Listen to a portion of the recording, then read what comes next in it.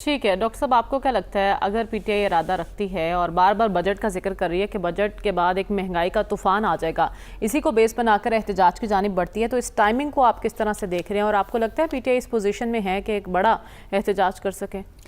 देखिए, पाकिस्तान में सिचुएशन तो एक नाराज़गी गुस्से की है इस वक्त अवामी सतह पर, लेकिन यह है कि मेरा नहीं ख्याल कि फौरी तौर पे कोई एजिटेशन और प्रोटेस्ट स्टार्ट होता है। और जो प्रोटेस्ट जो नेशन वाइड प्रोटेस्ट होता है वो हमेशा बहुत ग्रेजुअली होता है। बहुत कभी हमने ये नहीं देखा कि एक कहा लीडर ने और साथ ही वो शुरू हो गया। टाइम लेता है, वक्त लेता है सारा का सारा। तो फ़िलहाल तो पीटीआई इस पोजीशन में नहीं है कि कोई नेशन वाइड एजिटेशन स्टार्ट करे।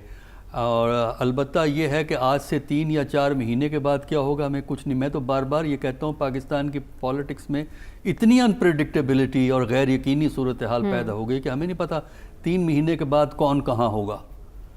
बाकी ये जो ख्याल है कि 9 मई रिपीट करेंगे, ये आमतौर पे PMLN वाले ये बयान दे रहे हैं। वो इसलिए कि ताकि उनको हमदर्द सपोर्ट हासिल रहे उनकी, जो 9 मई का शिकार हुए थे।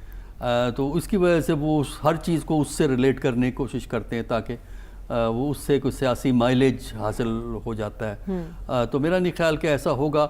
जहाँ तक KP के चीफ मिनिस्टर का गुफ्तगू का ताल्लुक़ है, देखिए हमारे पॉलिटिक्स में हमने ये देखा है, ख़ासकर बड़ी हमारी जो पार्टियां हैं, कि जो सख्त गुफ्तगू करता है, अपने मुखालफिन पे खूब लान तान करता है, वो हमेशा पार्टी में अहम हो जाता है, पार्टी में ऊपर चला जाता है। वो आप हर पार्टी में देख लीजिए।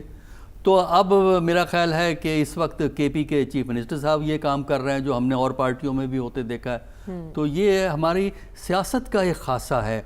और इस चीज़ को अगर डिस्करेज करना है तो पार्टी लीडरशिप डिस्करेज कर सकती है, टॉप लीडरशिप जो होती है।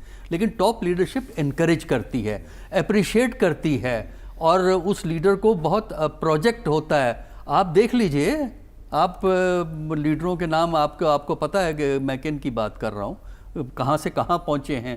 तो इसका क्या मतलब? इसका मतलब तो यही है ना कि आप भी बदजुबानी करें, बदकलामी करें, अपने मुखालफिन को बुरा भला कहें, आप सरफराज होंगे अपनी पार्टी के अंदर। तो मेरा ख्याल है कि पाकिस्तान की मैं ये ज़रूर कह सकता हूँ, मुझे नहीं मालूम कि एजिटेशन कब स्टार्ट होगा। एजिटेशन का फ़िलहाल कोई आसार नहीं है फौरी तौर पे, लेकिन पॉलिटिकल प्रोसेस हमारा डीजनरेट करता चला जाएगा। और बजट के बाद जो है ना, प्राइसेस तो बढ़ेंगे बजट के बाद। ऑलरेडी एक तो ईद आ रही है, एक तो ईद के चक्कर में कि प्राइसेस बढ़ती हैं, बढ़ रही हैं इस वक्त। ज़रा बाहर जा, ज़रा गोश्त तो ख़रीद के देखें ना, हमारे जो लोग कहते हैं ज़िंदगी सस्ती हो गई है। और ज़रा बिजली के बिल देखें, क्या चीज़ें सस्ती हैं और क्या चीज़ें महंगी हैं। तो ये तो मसला होगा। और दूसरा ये है कि ये कहने की ज़रूरत नहीं है कि 9 मई दोबारा रिपीट करना चाहते हैं या फलां करना चाहते हैं, ये वो हैं, हम KP की हुकूमत को निकाल देंगे, वहाँ गवर्नर राज करेंगे। तो एक और क्राइसिस इस मुल्क में बढ़ जाएगा गवर्नर राज लगाने से।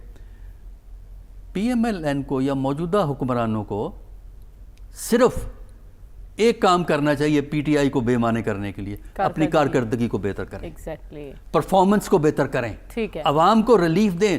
टीवी पे बैठ के प्रेस कॉन्फ्रेंस में रिलीफ ना दें, मार्केट के अंदर जाके देखें ठीक है। आपके एक्चुअली रिलीफ है कि नहीं है तो वो सिर्फ और सिर्फ कारकर्दगी से दिया जा सकता है, इसके अलावा कोई रास्ता नहीं है।